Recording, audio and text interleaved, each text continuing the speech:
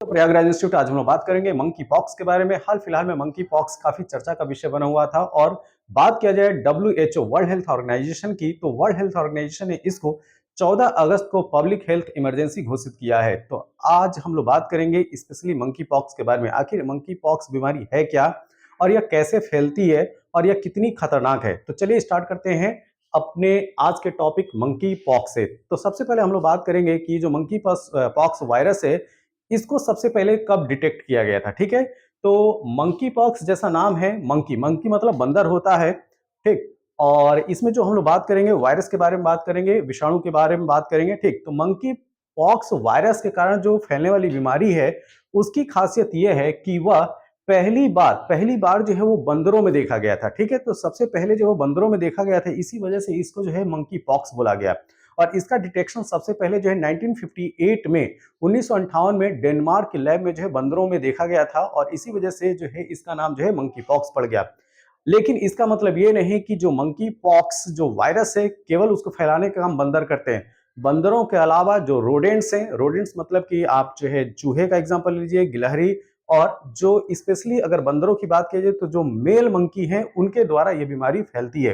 तो अगर आपसे कोई पूछे कि क्या मंकी पॉक्स केवल और केवल बंदरों के द्वारा फैलता है, तो नहीं, ये जो है वो चूहों और गिलहरियों के द्वारा भी फैलता है। ठीक, तो यह जो है एक जानलेवा संक्रामक बीमारी है, मतलब कि जो इससे इन्फेक्टेड होगा, जो इससे संक्रमित होगा, उसकी जो है वो जान भी जा सकती है। इससे पहले जो स्ट्रेन पाए गए थे जो मंकी पॉक्स के, उससे जो है जान नहीं जाती थी, वो उतने खतरनाक नहीं थे। लेकिन हाल फिलहाल में जो स्ट्रेन इसके पाए जा रहे हैं, स्ट्रेन कहिए या क्लेड कहिए, ठीक, उनसे उनसे जो भी संक्रमित हो रहे हैं उनमें जो है जान जाने की संभावना जो है वो काफी ज्यादा है। इसी वजह से वर्ल्ड हेल्थ ऑर्गेनाइजेशन ने इसको हाल फिलहाल में 14 अगस्त को जो है पब्लिक हेल्थ इमरजेंसी जो है घोषित किया है। और आपको जान के हैरानी होगी, यह जो है वो दूसरी बार पब्लिक हेल्थ इमरजेंसी जो है वो घोषित किया गया है वर्ल्ड हेल्थ ऑर्गेनाइजेशन के द्वारा। तो जैसा कि मैंने बताया कि सबसे पहले 1958 में डेनमार्क की लैब में बंदरों पर जो है ये देखा गया और इसी वजह से इसका नाम जो है मंकी पॉक्स वायरस रखा गया। ठीक है, और इंसानों की बात किया जाए तो सबसे पहले डिटेक्शन जो है 1970 में होता है। 1970 में कांगो कांगो रिपब्लिक में जो है 9 साल का जो बच्चा होता है उसमें इस वायरस को देखा गया। और जैसा कि मैंने बताया कि यह जो है केवल और केवल जो है बंदरों के द्वारा ही नहीं फैलता है, यह जो रोडेंट्स हैं, चूहे, गिलहरी, इनके द्वारा भी यह बीमारी जो है वो फैलती है। अब हम बात करेंगे इसके अ, आगे वाला पॉइंट कि यह बीमारी जो फैलती कैसे। तो देखिए, जो इंसान इससे संक्रमित है, जो भी व्यक्ति जो है यह इससे संक्रमित है, उसका जो तरल पदार्थ है, और तरल पदार्थ में उस व्यक्ति का क्या हो सकता है, उस व्यक्ति का जो है लार हो सकता है, मतलब सलाइवा हो सकता है, उसका ब्लड हो सकता है।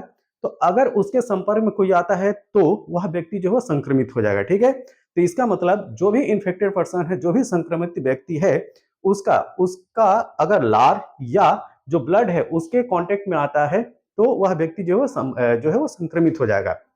संक्रमित जो व्यक्ति है उसके द्वारा इस्तेमाल की गई जो है वस्तुएं, जो भी वो इस्तेमाल कर रहा है, जैसे उसकी तौलिया होगी, बेडशीट हो गया, या जो भी अन्य चीजें हैं, बिस्तर, कपड़े, जो भी है, अगर आप उनके संपर्क में आएंगे तो भी आप जो है उससे संक्रमित हो सकते हैं। तो संक्रमित व्यक्ति के खांसने और छींकने से भी जो है आप संक्रमित हो सकते हैं, क्योंकि खांसने और छींकने के समय उसके शरीर के अंदर से जो छोटे जो ड्रॉपलेट्स निकलते हैं उनमें यह विषाणु जो है पाया जाता है, यह वायरस पाया जाता है, और जो इनके संपर्क में आता है वो भी संक्रमित हो जाता है। ठीक है, तो यहाँ पे जो है ये दिए गए हैं कि कपड़े, बिस्तर, तौलिया, बर्तन, सलाइवा और माँ से बच्चे में भी फैल सकता है। और स्किन टू स्किन मतलब कि अगर कोई संक्रमित व्यक्ति है तो उस संक्रमित व्यक्ति को कोई अगर अगर हेल्दी पर्सन भी टच करता है तो उस हेल्दी पर्सन भी जो है वो इस वायरस के चपेट में आ जाएगा। ठीक है, तो उसको भी मंकी पॉक्स हो सकता है।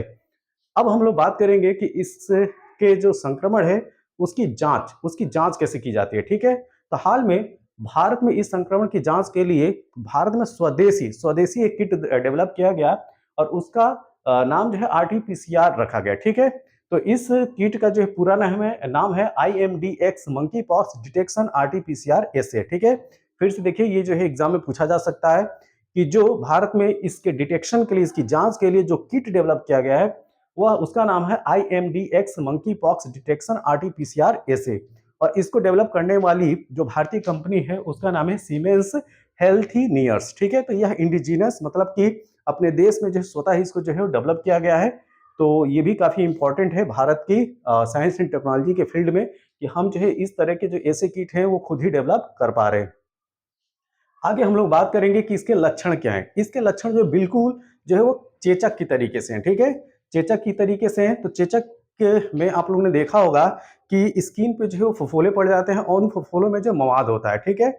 और अगर मंकी पॉक्स से संक्रमित है तो उसकी भी स्किन पे जो है फफोले पड़ जाते हैं और उसमें जो है मवाद जो है आपको देखने को मिलेगा। मवाद मतलब वो जो फ्लूइड होता है, जो लिक्विड होता है वो आपको जो है इसमें देखने को मिलेगा। और जब जो है चेचक की कंडीशन होती है, जब चेचक की कंडीशन होती है मतलब चिकन पॉक्स की जो कंडीशन होती है, उस कंडीशन में आप लोगों ने देखा होगा कि सिर दर्द होता है, ठीक है, जोड़ों में दर्द होता है, तो उस तरह के लक्षण जो है इसमें भी आपको दिखाई पड़ेगी। कैसे? बुखार, थकान, जकड़न, कँपकपी और मांसपेशियों में जो है असहनीय दर्द जो है होता है, ठीक? तो कुल मिला के जिस तरीके से चेचक के लक्षण होते हैं, उसी तरीके से मंकी पॉक्स में भी लक्षण देखने को मिलते हैं। तो ये तो हो गया क्या? इससे संबंधित जो लक्षण है।